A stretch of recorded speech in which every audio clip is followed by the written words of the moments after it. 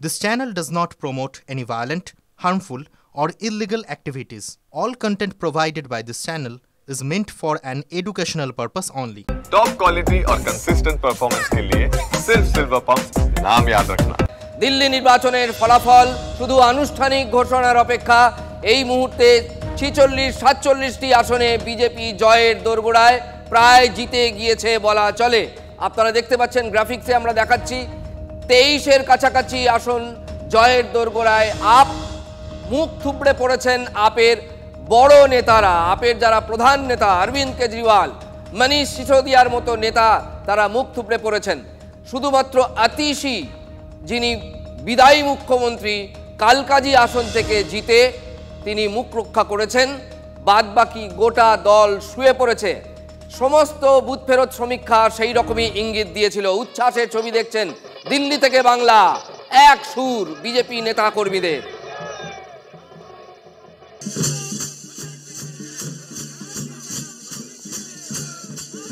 আড়াই দশক পর দিল্লির মসনদে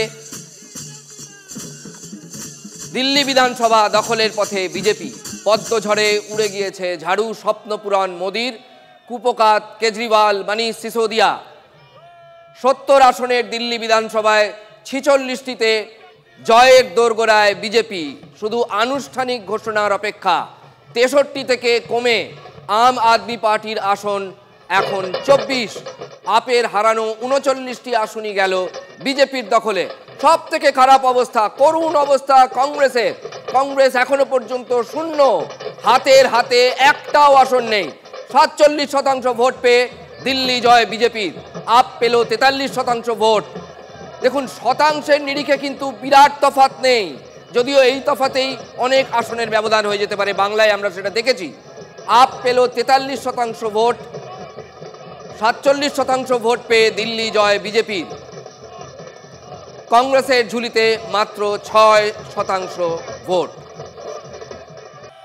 দিল্লিতে মধ্যবিত্ত বড় অংশ। রাজনৈতিক বিশ্লেষকরা বলছেন মধ্যবিত্তদের একাংশ আপকে সমর্থন করা থেকে পিছিয়ে এসেছে। মধ্যবিত্তের একটা বড় অংশের ভোট চলে গিয়েছে বিজেপির দিকে। দিল্লিতে যে সমস্ত মহল্লায় মুসলিম রয়েছেন, মুসলিম অধিবাসী রয়েছেন, তাদেরও সমর্থন পেয়েছে বিজেপি। কংগ্রেস পায়নি, পেলে এই ফলাফল হতো না। কংগ্রেস এবং আপের মধ্যে তরজা শুরু হয়ে গিয়েছে। মনীষ সিসোদিয়া এই মুহূর্তে কি বলছেন? দিল্লির পরাজিত উপমুখ্যমন্ত্রী, যিনি প্রায় 18 মাস কাটিয়েছিলেন জেলে, তিহার ফেরত সেই নেতা এবার ভূপতিত ইভিএমেও। শুনুন কি বলছেন মনীষ সিসোদিয়া। जंगपुरा विधानसभा का चुनाव हम सब कार्यकर्ताओं ने मिलकर बहुत मेहनत से लड़ा। जंगपुरा विधानसभा के लोगों ने भी बहुत प्यार मोहब्बत सम्मान दिया, लेकिन 600 वोट से लगभग 600 वोट से उसमें हम पीछे रह गए। तो मैं जो कैंडिडेट जीते हैं उनको बधाई देता हूं और उम्मीद करता हूं कि जंगपुरा की समस्याओं को वो हल करेंगे। जंगपुरा के लोगों की जितनी भी चीज़ें हैं उनको हल करेंगे। बाकी तो अब बाकी देखते हैं। सर काफी टफ फाइट नहीं, अब चूक तो आपको बताएंगे एनालिसिस करके। এক সময় ছিলেন সেফোলজিস্ট এবং ভোটের ফল বিশ্লেষণ করাই তার কাজ। হাতের তালুর মতো গোটা দেশকে তিনি ভোটের ম্যাপ মানচিত্র তার মতো খুব কম মানুষ এই দেশে বোঝেন। তার নাম যোগেন্দ্র যাদব, যিনি এক সময় এই আপ দলের অত্যন্ত গুরুত্বপূর্ণ ফাউন্ডিং মেম্বার সদস্য ছিলেন। পরে আপের সঙ্গে মনোমালিন্য হওয়ায় তিনি বেরিয়ে যান, গড়েন ভারতীয় স্বরাজ পার্টি। যোগেন্দ্র যাদব আজকে আপের এই পরাজয়ের পর কি বলছেন শুনুন। যোগেন্দ্র যাদব, টিভি9 বাংলায়। आम आदमी पार्टी की जो ईमानदारी की छवि बनी थी वो ये शराब कांड और शीश महल इन सब चीज़ों से वो धूमिल हुई।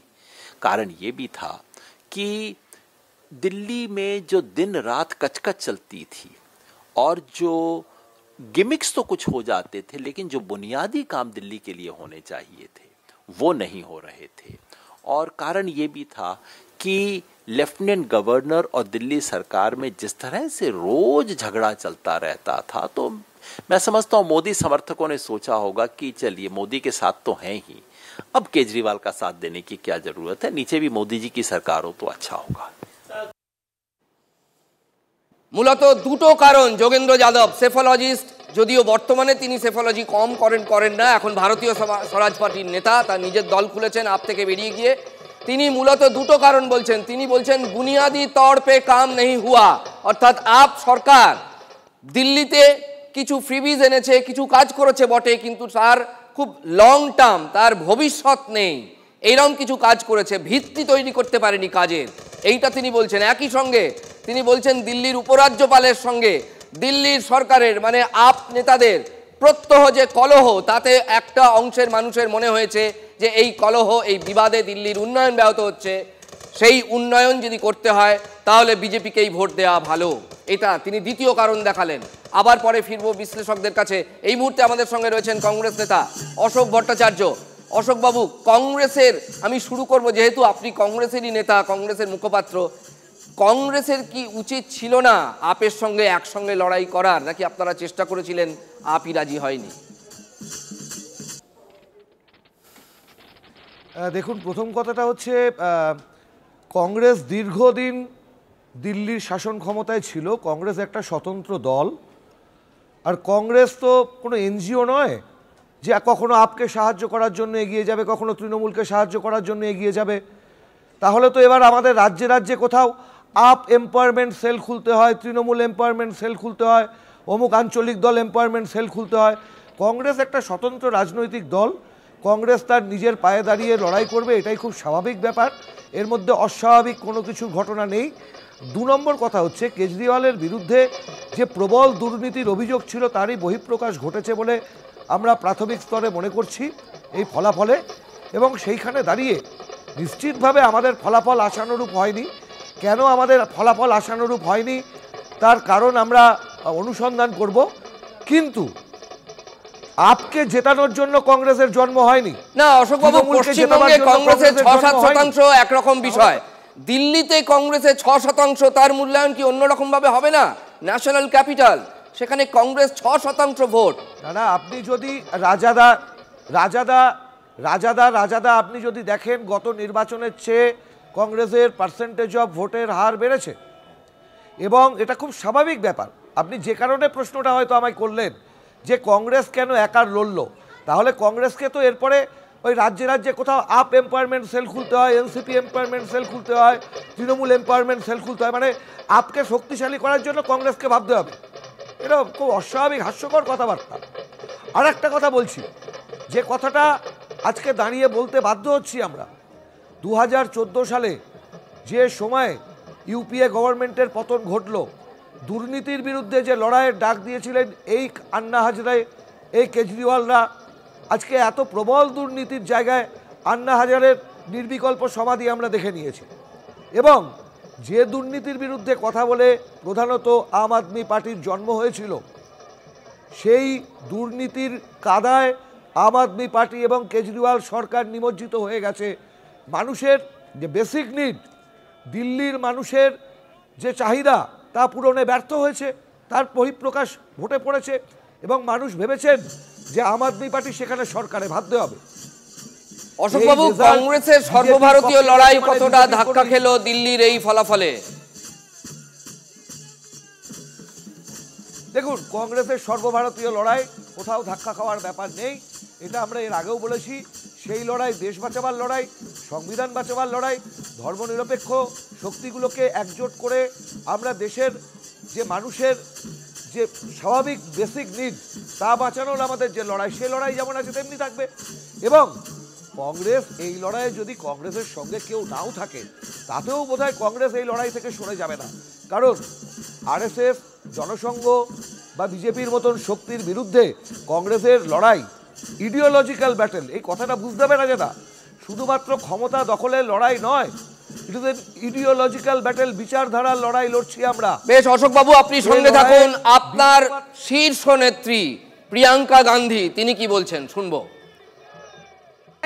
I think it was very obvious from all our meetings in Delhi and whichever people I was meeting that people wanted change. They were fed up of the way things were and they wanted change. I suppose they voted for change. My congratulations to all those who have won. And for the rest of us, it just means we have to work harder and we have to stay there, be on the ground and be responsive to the people's issues. Congress নেতা অশোক ভট্টাচার্য আমাদের সঙ্গে লাইভে রয়েছেন, তার কাছে যাব আবার প্রশ্ন নিয়ে, কিন্তু তার আগে আরও একজন আমাদের সঙ্গে এই মুহূর্তে লাইভে রয়েছেন, শতরূপা বিজেপি নেত্রী। শতরূপা দেবী, আপনার এই আজকের যে এই যে ফল, যেটা আনুষ্ঠানিক ঘোষণার জাস্ট অপেক্ষা, বাদবাকি তো বোঝাই যাচ্ছে যে সরকার কার হচ্ছে, এটা আপনারা কিভাবে সম্ভব করলেন যদি একটু বলেন? আপ কেন পারলো না, এটা আমরা বারবার বলছি, বিজেপি কেন পারলো যদি একটু বলেন।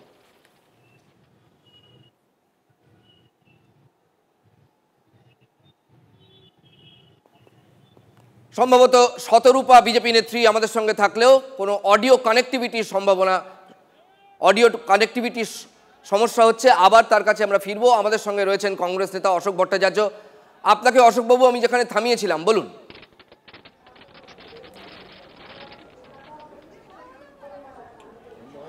হ্যাঁ ভাই বলছেন? হ্যাঁ হ্যাঁ আপনাকে বলছি, বলুন। আপনার আমি মাঝপথে আপনাকে থামিয়েছিলাম, বলছেন? হ্যাঁ বলুন, আপনাকেই বলছি। প্রিয়াঙ্কা গান্ধীর ভাষ্য শোনাচ্ছিলাম, সেই জন্য আপনাকে থামিয়েছিলাম, বলুন। একেবারে জননেত্রী প্রিয়াঙ্কা গান্ধী যেটা বললেন সেটাই আমাদের দলের কথা। আমি আমার বক্তব্যও বলেছি, আমরা আমাদের আশানুরূপ ফল করতে পারিনি। এর কারণ আমরা নিশ্চয়ই আত্মানুসন্ধান করব, আত্মবিশ্লেষণ করে দেখব। কিন্তু আপকে জেতাবার জন্য কংগ্রেসের জন্ম হয়নি। তাহলে তো আমি আবার বলছি, তাহলে কোথাও কোনো রাজ্যে আপ এম্পাওয়ারমেন্ট সেল খুলতে হয়, কোনো রাজ্যে তৃণমূল এম্পাওয়ারমেন্ট সেল খুলতে হয়। কংগ্রেস তো কোনো এনজিও নয়, কংগ্রেস একটা স্বতন্ত্র রাজনৈতিক দল। দিল্লিতে দীর্ঘদিন আমাদের সরকার ছিল, সুতরাং আমরা দিল্লিতে এককভাবে লড়বো, এটাই খুব স্বাভাবিক। আমাদের লড়ার জন্য কারা হারলো কারা জিতলো এইভাবে রাজনৈতিক আলোচনা হয় না, হতে পারে না। আমি যে কথাটা বলতে চাইছি যে প্রবল দুর্নীতির অভিযোগ কেজরিওয়ালের বিরুদ্ধে, কেজরিওয়ালের সরকারের বিরুদ্ধে, তারই বহিঃপ্রকাশ ভোট বাক্সে পড়েছে। এবং বিজেপির জয় আসলে নেতিবাচক, কেজরিওয়ালের বিরুদ্ধে মানুষের যে নেতিবাচক ভোট, মানুষ বিজেপির উপর ভরসা রেখেছেন। আমাদের উপর কেন রাখতে পারেননি, তার কারণ আমরা নিশ্চয়ই অনুসন্ধান করে দেখব। এবং পরাজয়কে মাথা নত করে স্বীকার করার মধ্যে লজ্জার কিছু নেই। এটাই সংসদীয় গণতন্ত্র, বিউটি অফ পার্লামেন্টারি ডেমোক্রেসি। এটাই হচ্ছে পার্লামেন্টারি ডেমোক্রেসির সৌন্দর্য, যেখানে মানুষের রায় তা আমাদের মাথা পেতে নিতে। আচ্ছা বেশ, আপনাকে আরো একটা প্রশ্ন এক্ষুনি করি। দেখুন, যেহেতু আপ একটা রূপকথার মতো একটা নজির গড়ে এত অল্প বয়সের একটা দল, সে পাঞ্জাবের মতো একটা গুরুত্বপূর্ণ, যদিও ছোট রাজ্য, দখল করেছে। আমি বলছি, এই পাঞ্জাবে কি এবার কংগ্রেসের সুবিধা হবে, আপ যেহেতু দিল্লিতে ধরাশায়ী হলো এরপর? খুব ভালো প্রশ্ন করেছেন রাজা। আপনি দীর্ঘদিনের সাংবাদিক। আমি শুধু আপনাদের মাধ্যমে একটা তথ্য আপনাদের দর্শকদের কাছেও তুলে ধরতে চাই। আচ্ছা আপনি ভাবুন, আম আদমি পার্টি বিজেপিকে হারিয়ে কোথাও ক্ষমতায় এসেছে? আসেনি। দিল্লিতে কংগ্রেসকে হারিয়ে ক্ষমতায় এসেছে আম আদমি পার্টি, পাঞ্জাবে কংগ্রেসকে হারিয়ে ক্ষমতায় এসেছে আম আদমি পার্টি, এ রাজ্যে তৃণমূল ক্ষমতায় এসেছে 2011-তে লেফট ফ্রন্টকে হারিয়ে। এই যে দলগুলি আজকে নিজেদের বিজেপি বিরোধী বলে পরিচয় দেয়, এই দলগুলি কোথাও বিজেপিকে ক্ষমতাচ্যুত করে কিন্তু ক্ষমতায় আসেনি, এটা তো সত্যি কথা। এবং কংগ্রেসের যে ভোটগুলো সেটাই শিফট হয়ে গেছিল আপের দিকে, দিল্লিতেও তাই, পাঞ্জাবেও তাই। এবং একটা কথা তো আপনাকে মানতে হবে, ক্ষমতায় হয়তো এরা এসেছেন জনগণের রায়ে, দিল্লিতেও ক্ষমতায় এসেছিলেন, আজকে হেরেছেন, পাঞ্জাবেও ক্ষমতায় আছেন তারা জনগণের রায়ে। বেশ অশোকবাবু, আপনাকে আরো একবার থামাচ্ছি।